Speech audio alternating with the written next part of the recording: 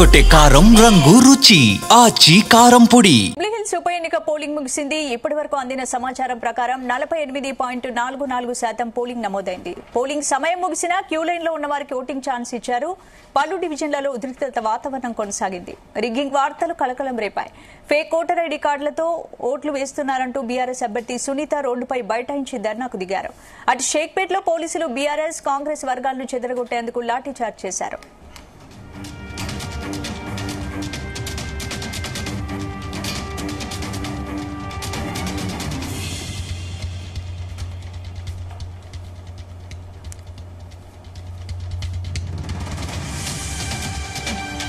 జూబ్లీహిల్స్ ఉప ఎన్నిక పోలింగ్ ముగిసింది. ఇప్పటి వరకు అందిన సమాచారం ప్రకారం 48.44% పోలింగ్ నమోదైంది. పోలింగ్ సమయం ముగిసినా క్యూ లైన్ లో ఉన్న వారికి ఓటింగ్ ఛాన్స్ ఇచ్చారు. పలు డివిజన్లలో ఉద్రిక్తత వాతావరణం కొనసాగింది. రిగ్గింగ్ వార్తలు కలకలం రేపాయి. ఫేక్ ఓటర్ ఐడి కార్డులతో ఓట్లు వేస్తున్నారంటూ బీఆర్ఎస్ అభ్యర్థి సునీత రోడ్డుపై బైఠాయించి ధర్నాకు దిగారు. అటు షేక్పేట్లో పోలీసులు బీఆర్ఎస్ కాంగ్రెస్ వర్గాలను చెదరగొట్టేందుకు లాఠీచార్జ్ చేశారు.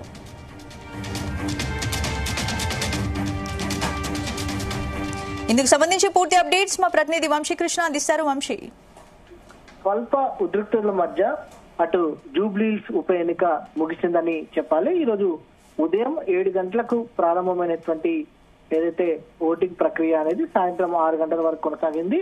ప్రధానంగా 6 గంటలకు సంబంధించి క్యూ లైన్ లో ఎవరైతే ఉన్నారో వారందరూ కూడా ఓటు హక్కును వినియోగించుకునే అవకాశాన్ని కూడా ఏదైతే కల్పించింది ఎలక్షన్ కమిషన్.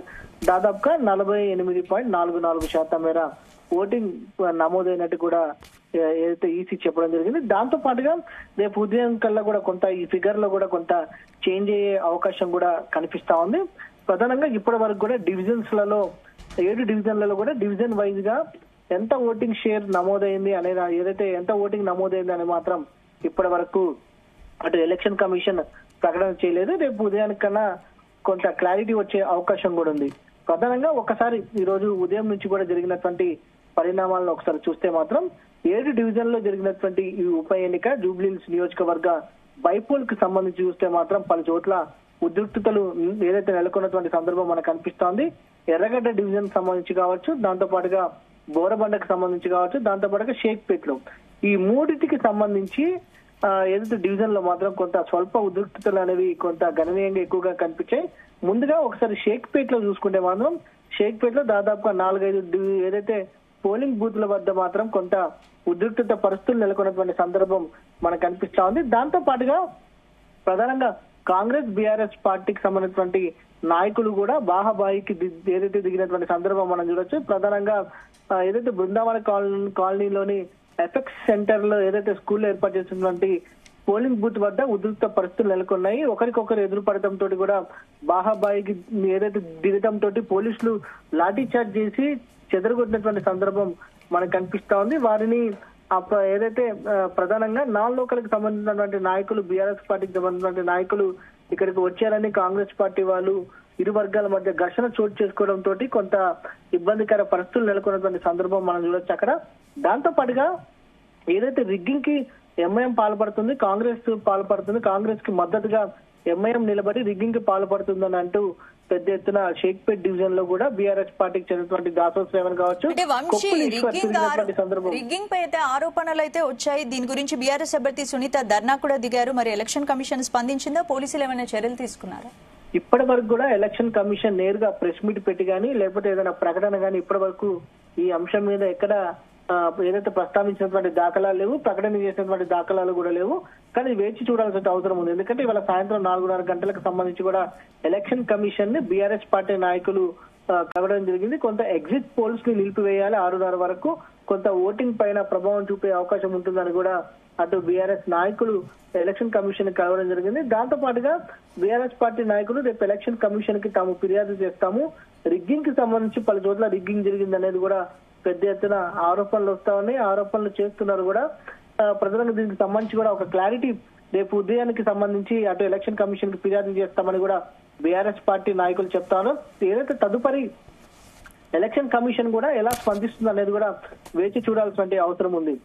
ప్రధానంగా ఈ 7 నియోజకవర్గ ఏదైతే 7 డివిజన్లకు సంబంధించి జూబ్లీహిల్స్ నియోజకవర్గంలో జరిగినటువంటి బైపోల్ కు సంబంధించి చూస్తే మాత్రం మిగతా డివిజన్లలో ఏదైతే బోరబండ, ఏదైతే దాంతో పాటుగా షేక్పేట్, ఏదైతే ఈ ప్రాంతాలలో మాత్రం కొంత ఉద్రిక్త పరిస్థితులు నెలకొని ఎర్రగడ్డ డివిజన్ కి సంబంధించి ఏదైతే మాగంటి సునీత కూడా బోరబండలో కావచ్చు, దాంతో పాటుగా ఎర్రగడ్డ డివిజన్ లో కూడా కొంత ధర్నా చేసినటువంటి పరిస్థితి మనం చూస్తా ఉన్నాము. ఎంఐఎం పార్టీ కాంగ్రెస్ కి మద్దతుగా రిగ్గింగ్ కి పాల్పడిందంటూ ధర్నా చేయడం జరిగింది.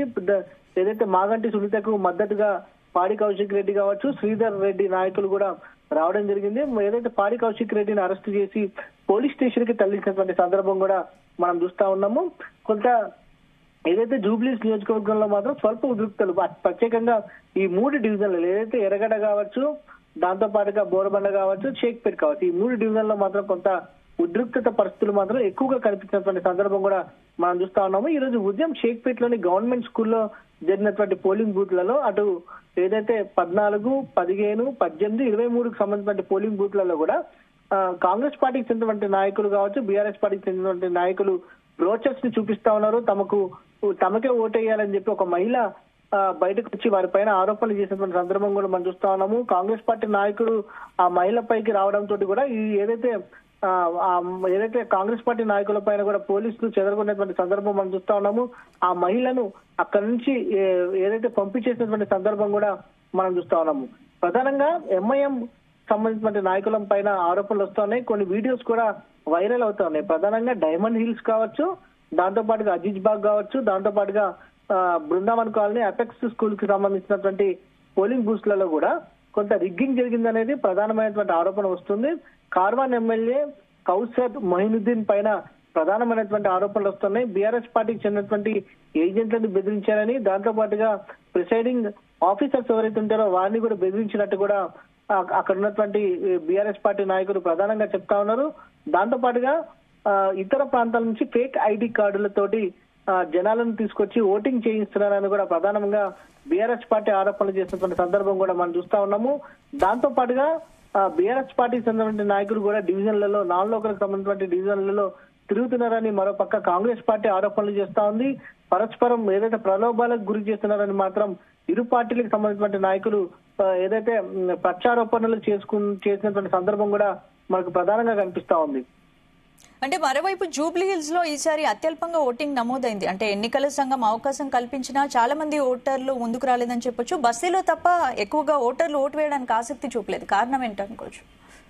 ఇవాళ ఒక్కసారి మనం ఓటింగ్ సరళిని కూడా ఈ రోజు ఉదయం నుంచి గమనిస్తే మాత్రం 7 గంటల నుంచి 12 గంటల వరకు కొన్ని డివిజన్లలో ఓటింగ్ అనేది జరిగింది. షేక్పేట్ లాంటి డివిజన్ లో మాత్రం ఉదయం 7 నుంచి 12 గంటల వరకు కూడా కొంత కౌంటింగ్ అనేది వేగంగానే జరిగింది. తదుపరి కొంత మందగించినటువంటి సందర్భం కూడా మనకు కనిపిస్తా ఉంది. మొత్తం మీద కొంత మాత్రం గతంతో పోల్చుకుంటే మాత్రం 1% ప్రజెంట్ రిలీజ్ చేసినటువంటి నివేదిక ప్రకారం 1% ఒకటే జరిగినా కూడా రేపు ఉదయం కల్లా ఈ ఫిగర్లు ఏమైనా చేంజ్ వచ్చే అవకాశం ఉంటుందా, పర్సంటేజ్ అనేది కొంత వేచి చూడాల్సి ఉంది.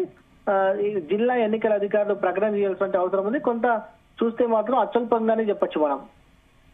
Right, thank you Vamsi.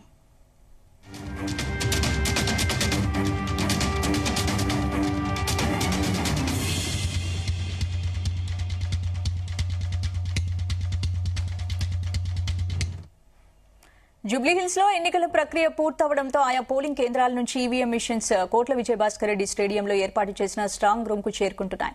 4 లక్షలకు పైగా ఓటర్లు 407 పోలింగ్ కేంద్రాలు ఏర్పాటు చేశారు. ఆయా కేంద్రాల నుంచి ఎన్నికల ఈవీఎంలు, వీవీప్యాట్స్ కలిగిన ప్రత్యేక వాహనంలో పోలీస్ బందోబస్తు నడుమ స్ట్రాంగ్ రూమ్ కు చేరుతున్నాయి. పోలింగ్ వాహనాల కోసం ట్రాఫిక్ అధికారులు ప్రత్యేక యంత్రాంగాన్ని సిద్దం చేసి ఇక్కడ ట్రాఫిక్ అంతరాయం లేకుండా చర్యలు తీసుకుంటున్నారు.